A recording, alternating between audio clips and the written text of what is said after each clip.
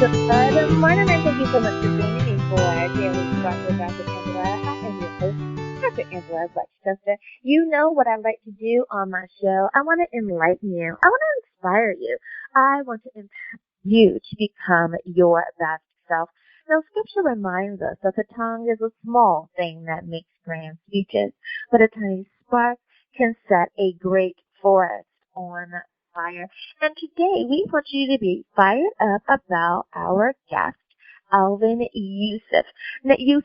Now, he has written the book When Cotton Was King. Now, you know what I'm going to tell you to do. Go on, get comfy, get cozy, get your coffee or get your tea, because we are about to get started. Good morning, and thank you so much for being on. Thank you. Now, before we get started talking about your book, we always give our guests an opportunity to introduce themselves. So if you could please, can you introduce yourself to perhaps a few people who are unfamiliar with who you are? Yes, of course. My name is Alvin Yusin, as you see. For many years, 25, I was on the faculty of the University of, of USC, University of South Carolina. I get stressed out at times anyway. I was in charge of the Child Development Program at Los Angeles County USC Medical Center. And when I retired a few years back, I became very interested in the Civil War because I was born on Lincoln's birthday was one reason. And so I began to review through the Library of Congress and old documents that period of time, which really was started in my book at 1795, which was the end of the 18th century and the beginning of the 19th century. And it included in it things related to medicine, because I was in charge, as I said, of the child development section, and was a physician at the University of Southern California Medical School. At this time, I spend my time writing. I have written some other things, but they're not complete as yet, and I spend most of my time with When Cotton Was King, I think primarily because of that interest in the Civil War. But with the interest in the Civil War, I have uncovered a great deal of interesting information from the antebellum period, which is before the Civil War, starting again in 1795. And with that, I think I have really done a reasonable, not only study, but produced a very good thing, because I did have this book reviewed by a reviewer, which was Clarion Review, and they really did say very good things about That's awesome. That is awesome. Now, being an author, is that something that you always wanted to do? I have. It's rather odd, but our family tends to have authors in it. My Aunt Shirley was the one who interested me in writing. And then I had a cousin named Shepard. Actually, he put on Beatlemania, and he also was a writer of sorts. And that was it, I guess. My mother wasn't interested in writing. But that seems to be a family, and I won't say a family curse, but it seems to be something that people always were writing things, some of which got published, some of which did not. Now, did you find that the title of the book came to you first? Did it develop out of your writings? Or was it simply, most people are familiar with the term When Cotton Was King due to that time period. How did you come about the title? It was with that. As I said, I'm very interested in that. And I became more interested in the antebellum periods, because in the books that are written about the Civil War, the novels, that are written, what you often see is a lot of emphasis going onto the Civil War, with just very little pieces appearing in the antebellum times, and you just don't know, you don't have full information about it. And here I think I have included that. And the interesting thing about the review is they said that it was done so carefully. It was flowed. It was a flowing review. I'm trying to remember what they actually said. Yes, meticulously researched and plotted the novel threads of the Blackstone family seamlessly through the narrative of the Civil War and preceding times. And that I always thought was something that did it. Well, did you have any challenges when it came to publishing the book or choosing the cover or editing, any of those things? The entire process. Were there any pros or cons that you found doing your process there? I'm trying to think about that. Let's see, pros and cons. I found some problems in some areas and not in others. The best place to go for it was the Library of Congress. I did go to other resources too, but some of them were harder to get. The Library of Congress is right there, and that made things very easy for me, really. There's nothing like doing research in a library. I love that. I'm so glad for the internet and all that good stuff. But there was a piece that I used to find, and typically going to the library back in the day when people did that, and just the feel of being in those libraries, and especially the larger ones, like the downtown versions of the libraries that are so huge, and you really become one with the book. It's a beautiful feeling. I love it. I love it. Now, did you have any happy moments while you were going through the process as well? One of the questions that I usually ask is, how did it feel when you were holding your finished work in your hands? I was very excited about it, actually. I was very happy. I enjoyed the writing of it. In some ways, it may sound odd, but I felt like something was forcing me to write it, and that I liked it, so it didn't matter being forced. It is so interesting that you say that, because I found that so many people say the same thing. They're just like, I was so compelled. I had no choice. I had to do it. So I love it. I love it.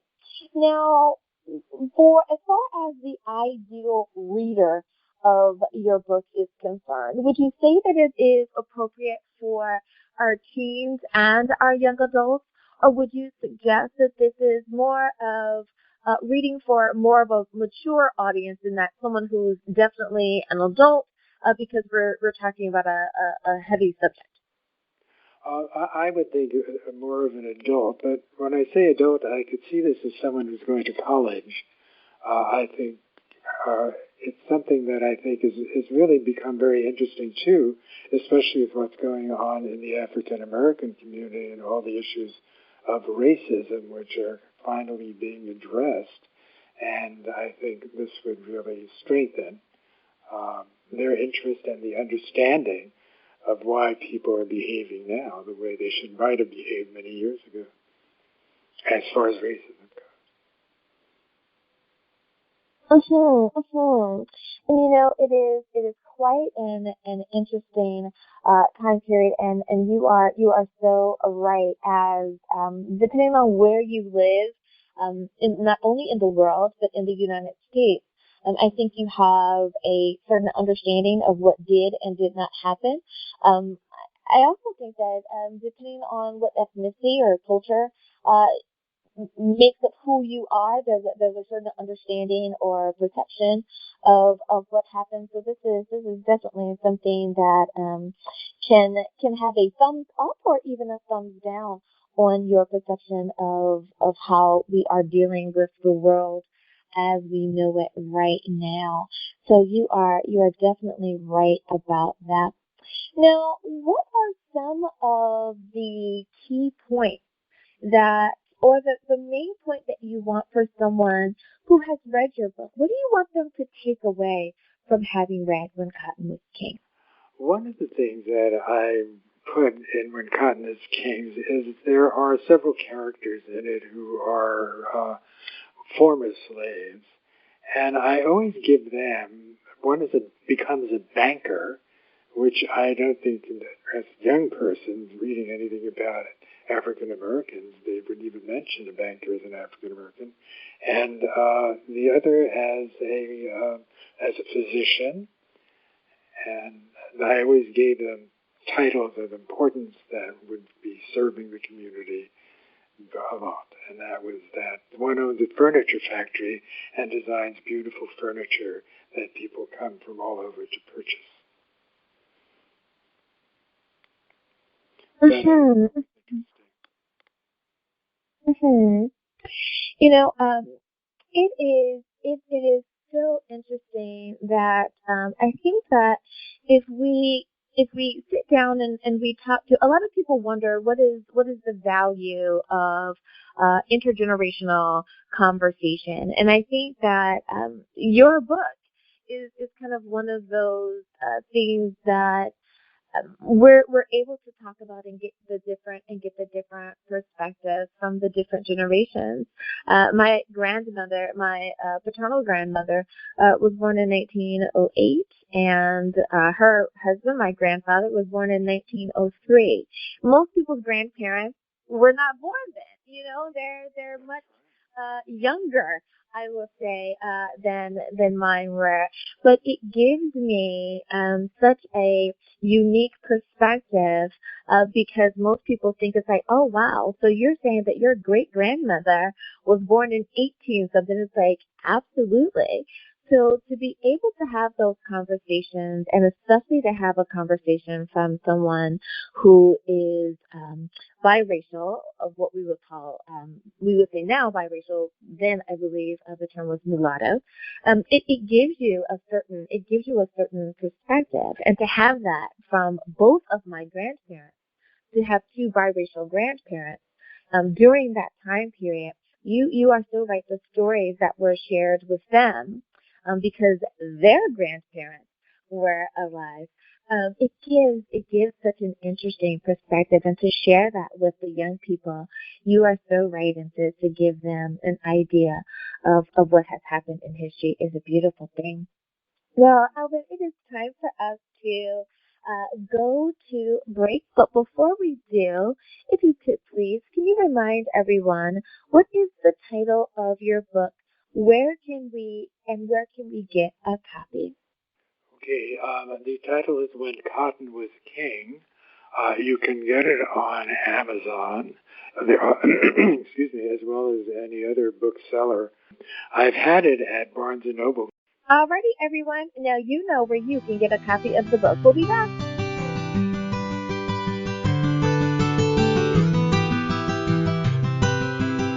And we are back. Thank you so much for joining me for Daily Spark with Dr. Angela. I'm your host, Dr. Angela Butchester. My guest today is Alvin Yusin, and we are talking about his book, When Cotton Was King. And you guys know that it's available not only on Amazon, but also at Barnes and Noble. Now, Alvin, my next question for you is posed from that person who is a naysayer. You know, there's always that person who has something not so positive to say. So with that in mind, my question is, what makes your book different? For the person who says, Dr. Angela talks to people all the time about books, what makes your book so special?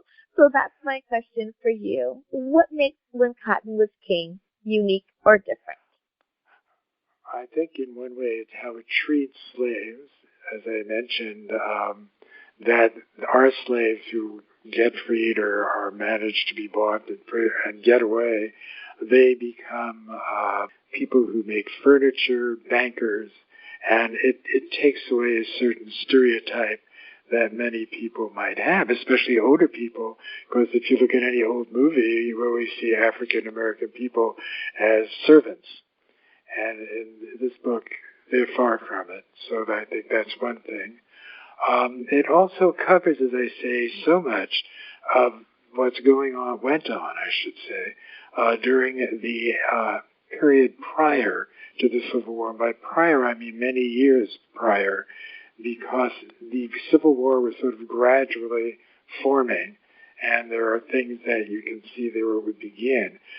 There were certain things. There was something called there was a law passed whereby if someone was a slave and came to a country, they had to be sent back.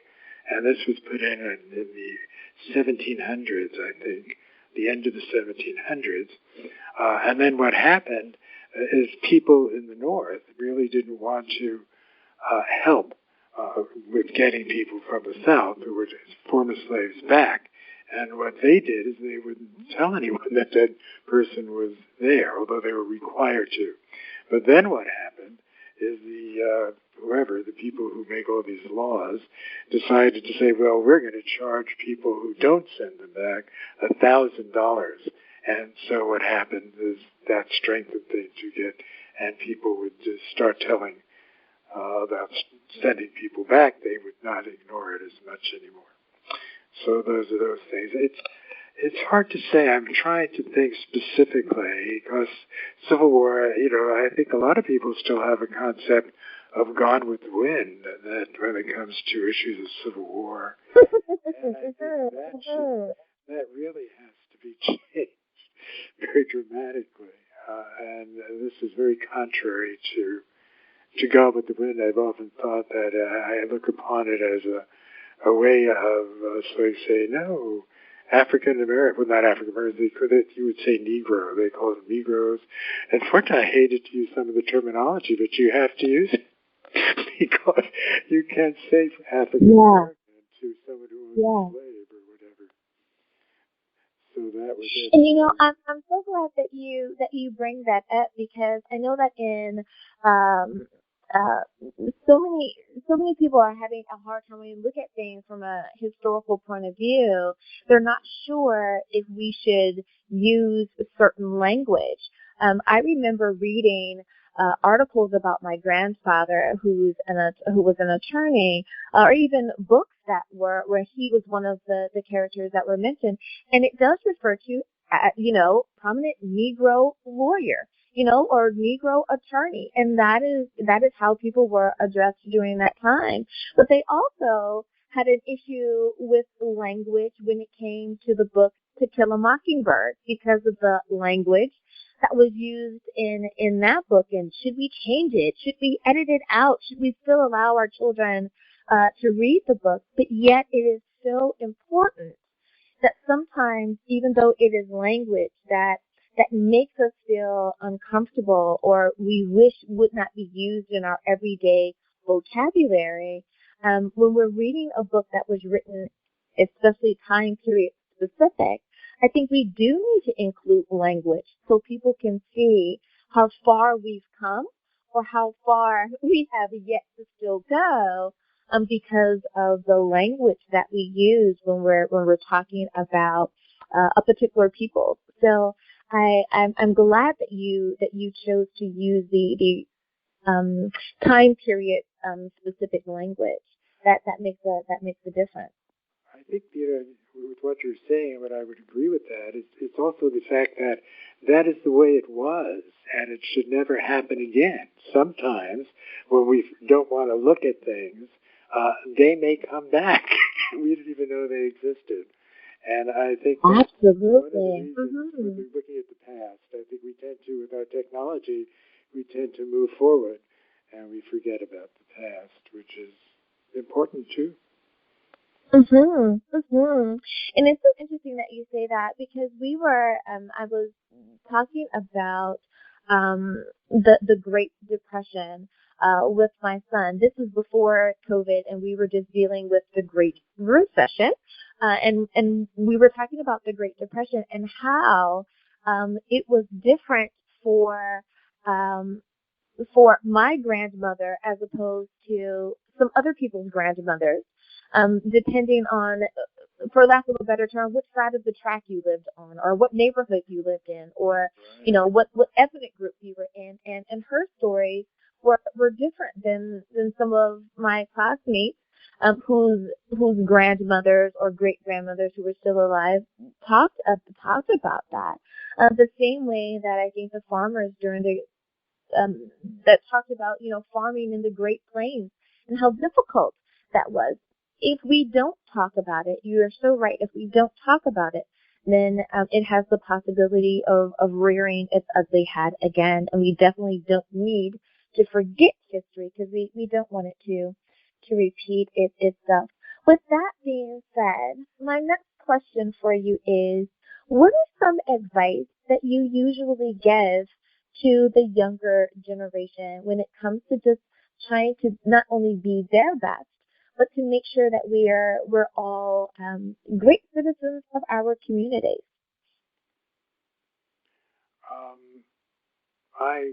My grandchildren, I think, my younger generations, I have 7 grandchildren, so I can tell you their interest is, I think there's a very interesting thing that I think children and younger people now are far more interested in what's going on around them than when I was growing up.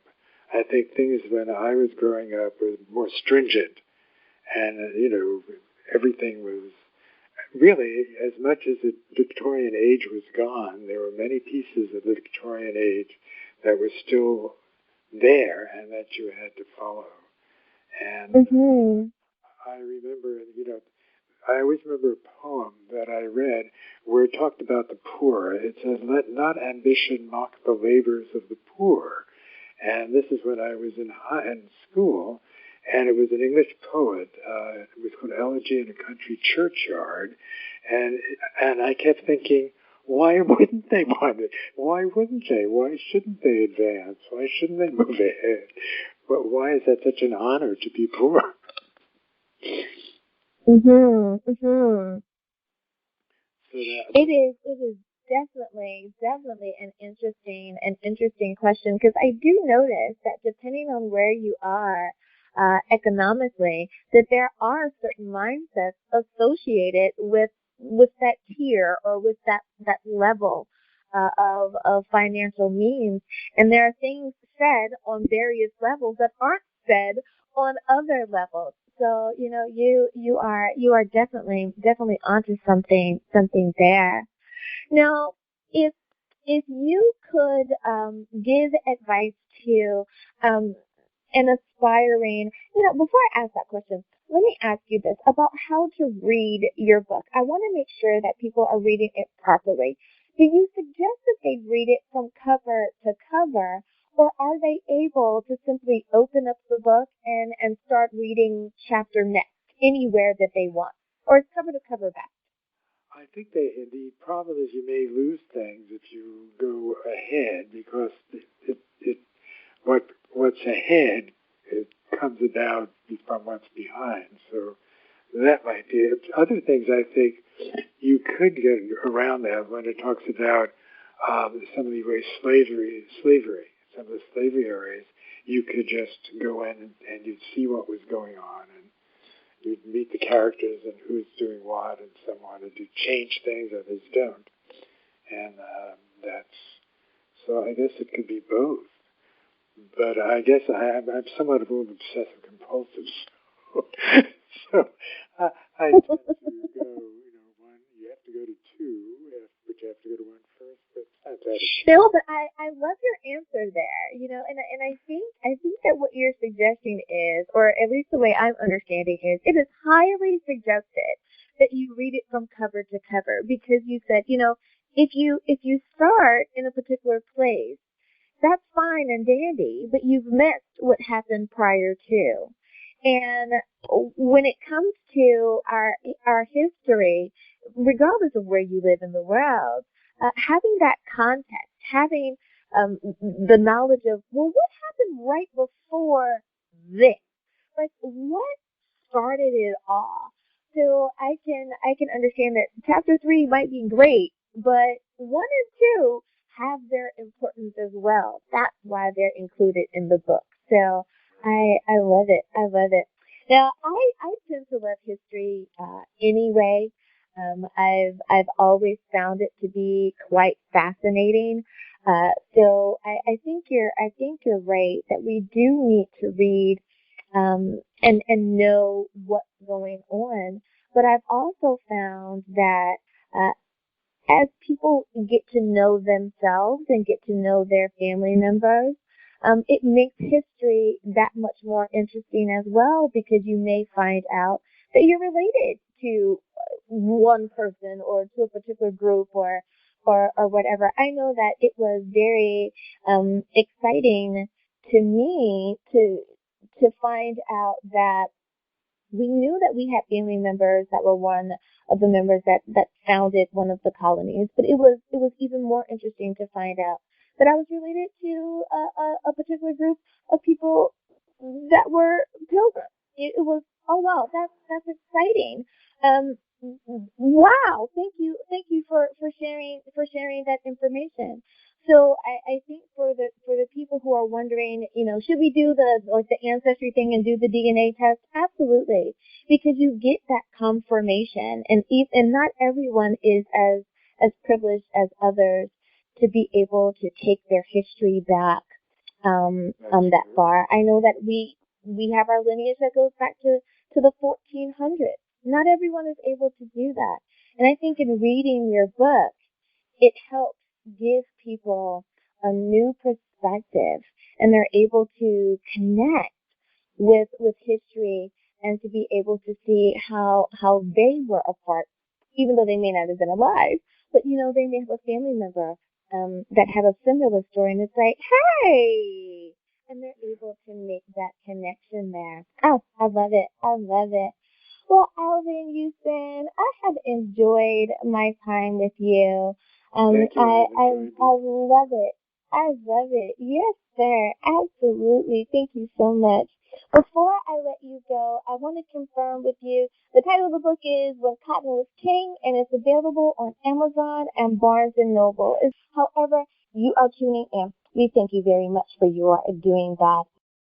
As always, may the Lord continue to shine his face upon you. May you receive his grace and his mercy in all that you do. Until next time, everyone, remember, you are blessed in the Lord. Have a great day, everyone.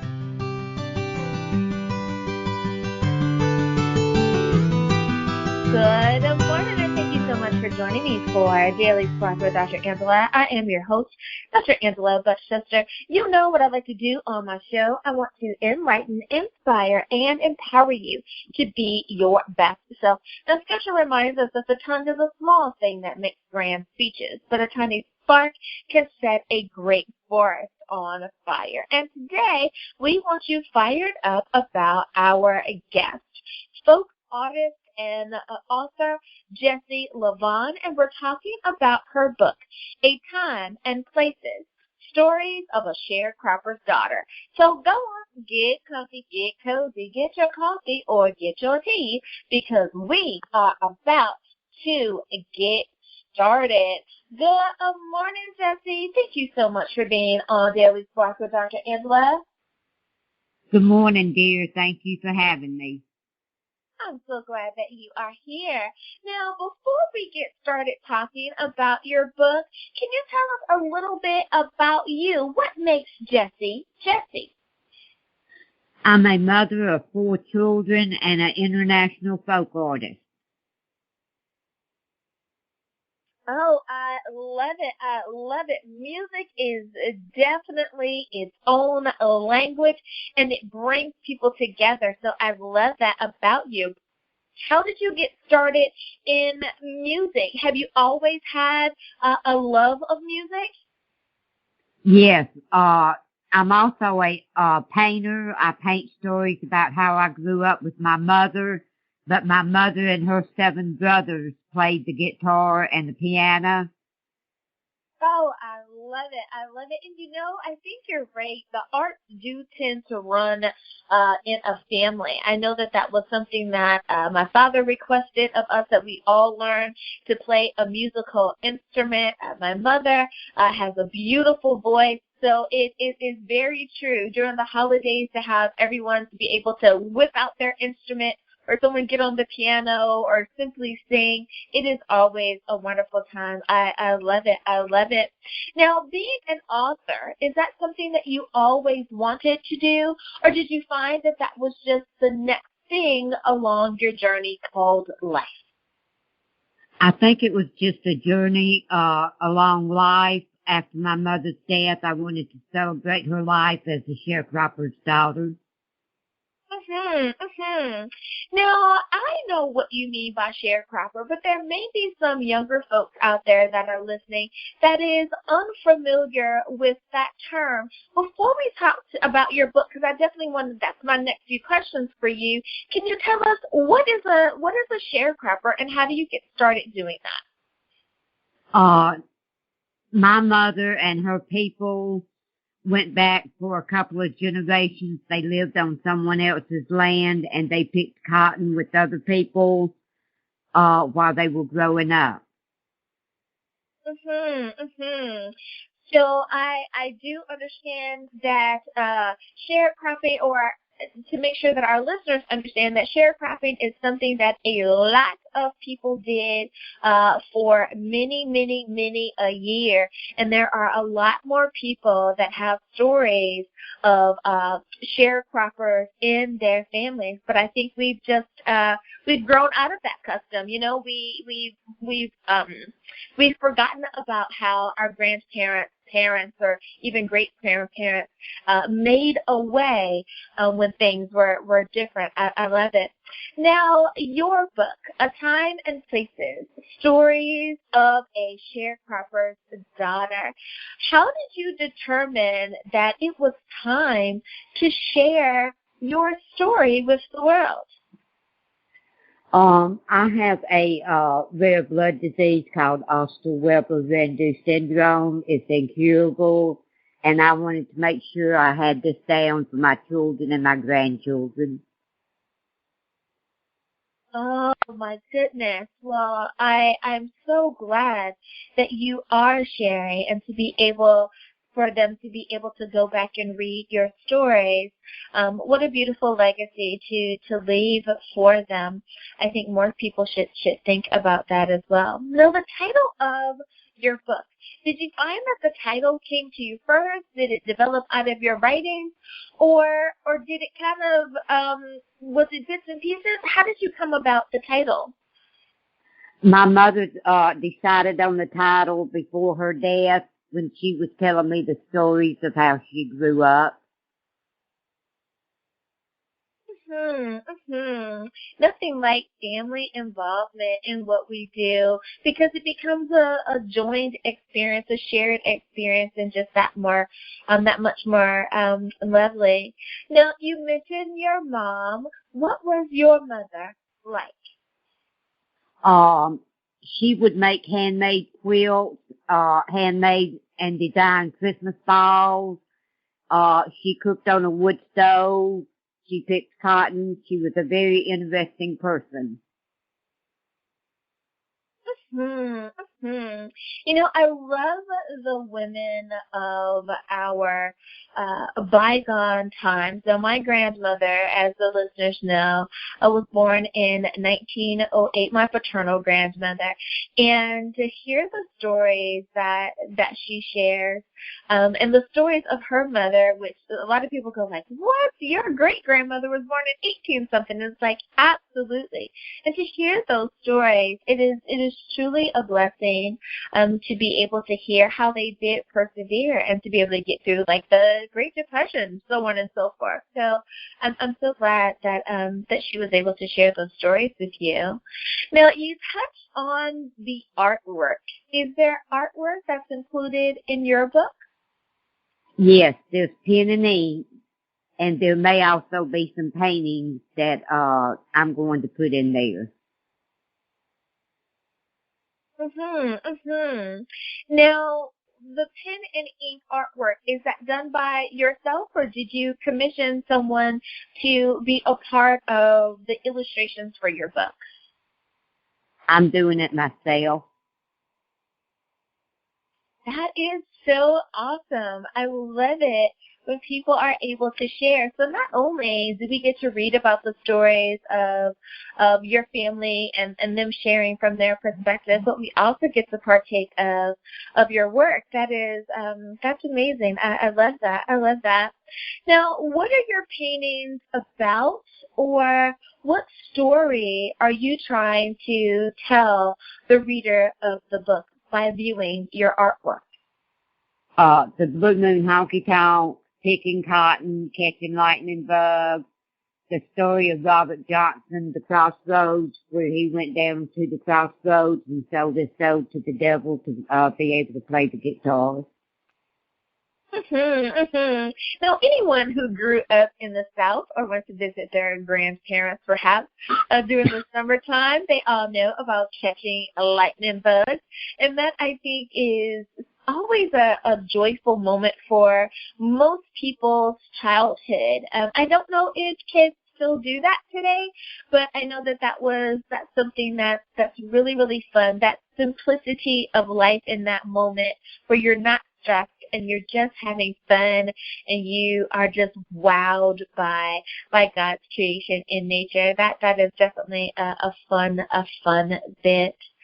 Now, I know as an artist, sometimes it may be hard to choose a favorite painting or picture because each piece of your work is a piece of you. But do you happen to have a favorite painting or picture that you've shared with us? Yes, it would be the Blue Moon Honky Tonk. And why would you say that one is your favorite, or what makes that one stand out a little bit more than the others? That was the first painting I did with my mother. She would sit with me and paint alongside me. How beautiful! Yes, of course. I can understand. I can understand that then. Now, how would you describe how would you describe your book? Fiction, nonfiction, memoir? How would you describe it? A nonfiction memoir. I think I have to agree with you, especially considering it's your family and you're telling the stories from their perspective. I love it. Now, because you are telling more personal stories than just creating stuff, just out of your imagination, was the suggestion that you change the name of the people that you talked about in the book, or were you able to include those friends and family members by name in the book? What did your publisher suggest there? I include family members' names and friends. Oh, that is wonderful. So they're actually able to not only read your book, but they're able to see their names in there. That's awesome. I love it. I love it. Now, what is one of the main takeaways that for someone who picks up a copy of your book and reads it, do you have an overall message or nugget of wisdom that you want to make sure they leave with? Always believe in yourself and your dreams, and you can accomplish anything.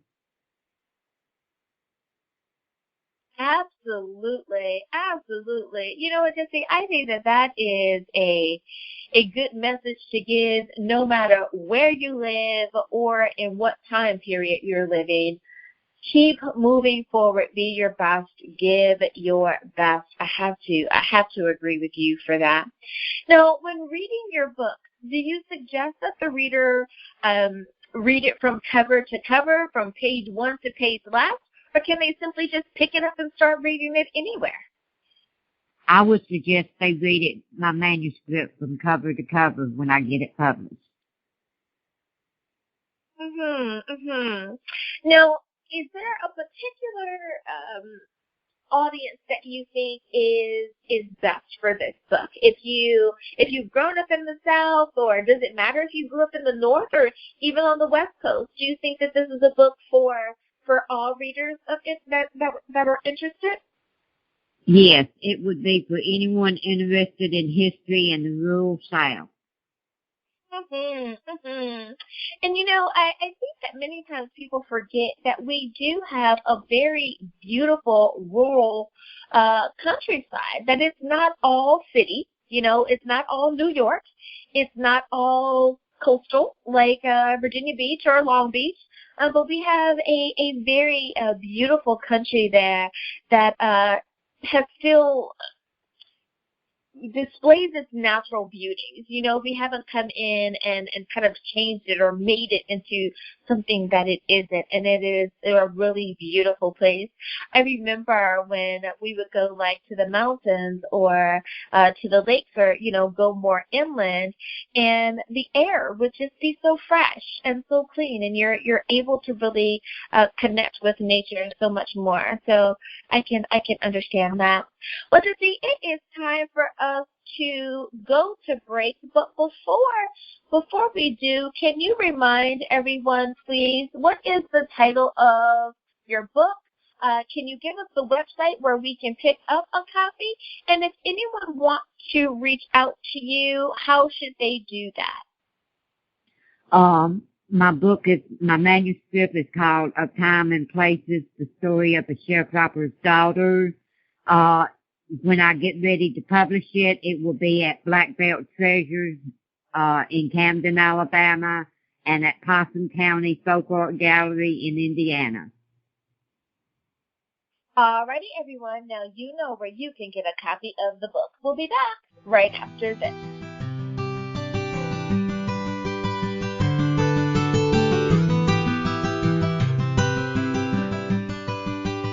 And we are back. Thank you so much for joining me for Daily Spark with Dr. Angela. I am your host, Dr. Angela Buckchester. You know what I like to do on this channel. I want to enlighten, inspire, and empower you. And that's what my guest today wants to do as well. Her name is Jessie Lavon, and we're talking about her book, A Time and Places, a story of a sharecropper's daughter. Now, my next question for you, Jessie, is why do you think that your book is relevant to today? I think it shows overcoming challenges and shows the older skills that our ancestors used to do that we really do anymore, like canning and gardening and being self-sufficient. Absolutely. I have to agree with you on that. And I don't know if everyone knows that about me, but I have a garden and I too can.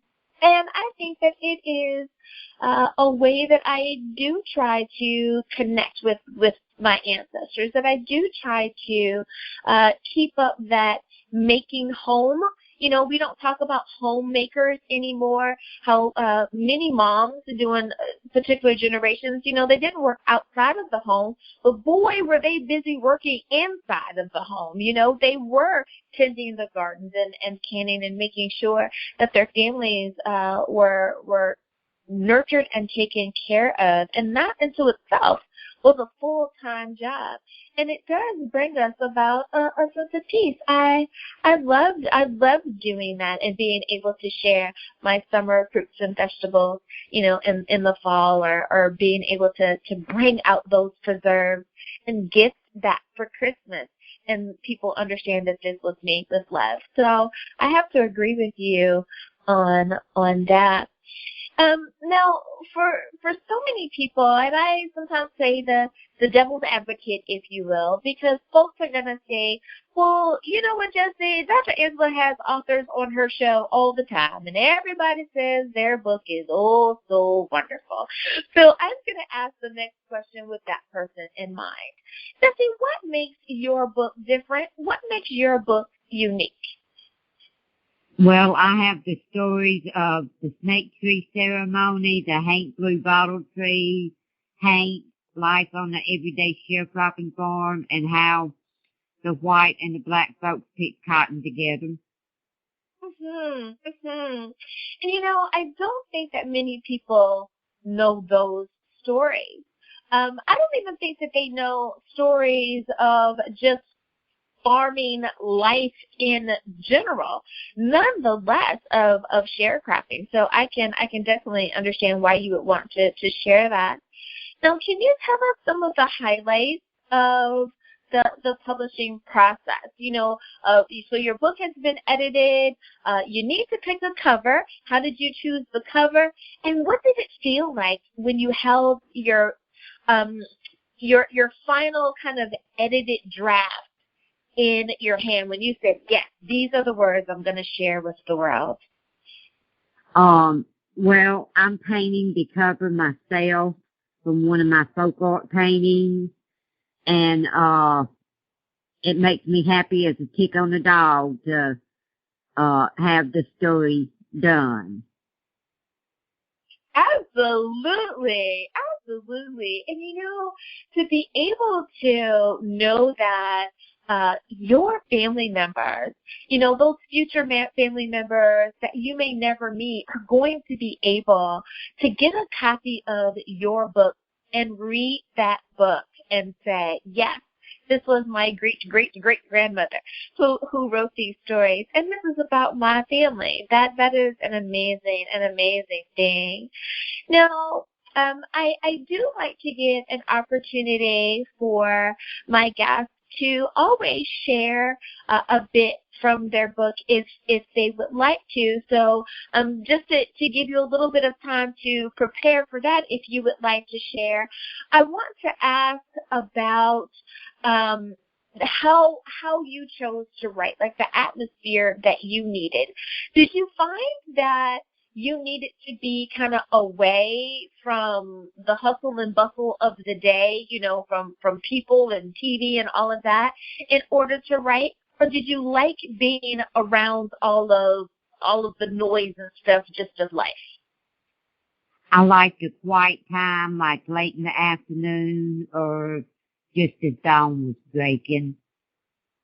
And I like asking that question because you just never know what someone's going to say. There are so many authors that say, I need it to be like super quiet. They want to, they may go to a hotel room and write, or some people have properties that they're able to, go off to that cabin or another house and just kind of be quiet away from everyone and really try to kind of bang that book out in a week or so or whatever the time is. But then I also love authors that are like you. I just need a quiet place. I don't have to leave my family. I just want a quiet place where I can kind of hear my thoughts and be able to share whatever comes to mind. I love it. Now, did you find that there was a particular time of day that you were really inspired to write? Or did you simply just make sure that when a thought came to you or there was a story that you wanted to make sure that you got down, you kind of just did it in that time frame? That would be just before dawn was breaking, when it was quiet and peaceful. I can understand that, and you're so right. I love that kind of 5 a.m. time frame where the world is so quiet and people have not started to stir, and all the noise hasn't come there. And there is a very beautiful peace that's found there, and especially during that sunrise time, depending on what time of the year it is. But that sunrise time is very beautiful. Now, I'm a sunset kind of gal, but I do enjoy a good sunrise every now and again as well. Now, before I let you go, Jessie, I wanted to, again, extend an opportunity, if you would like to. Did you want to share a particular reading with our listeners today? Yes. Yes, tell us a little bit about it. Go ahead and set that up for us. Forkham was a sleepy little town of about 250 people in the Black Belt of Alabama, even when Mama, Aunt Bee, baby sister, and their 7 brothers were little. It was a fork in the road between 2 rivers, the Tombigbee and the Black Warriors.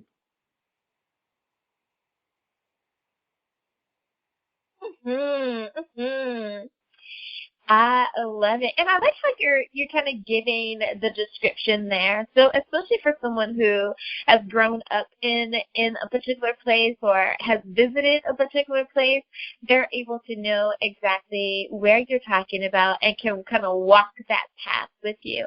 I love it. And thanks to Google Earth, let me not forget about technology. We can now Google places too and see, where is she talking about? She said between here and here, and we're able to kind of get a glimpse there of where you're talking about. And I love it. I love it.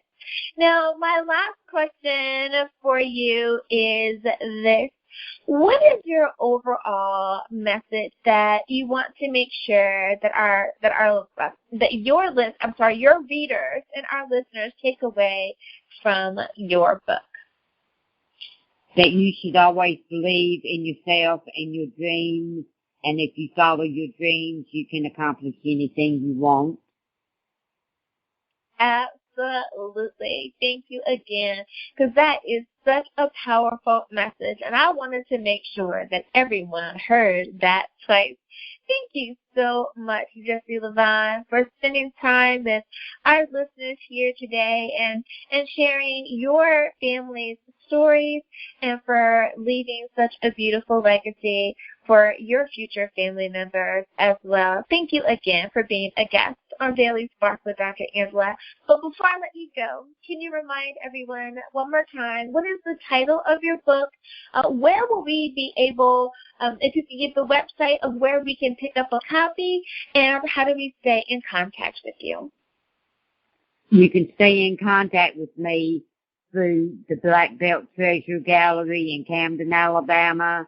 And the book can, when it's ready, will be at the Black Belt Treasures Gallery in Camden, Alabama, and Possum County Folk Art Gallery in Indiana. I love it. Jessie Lavon, thank you again for being a guest on Daily Spark with Dr. Angela.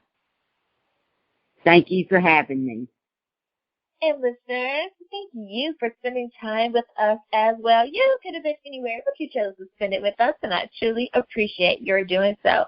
Be it that you are listening to this on radio or perhaps on one of our streaming platforms, thank you so much for tuning in and spending time with us here today.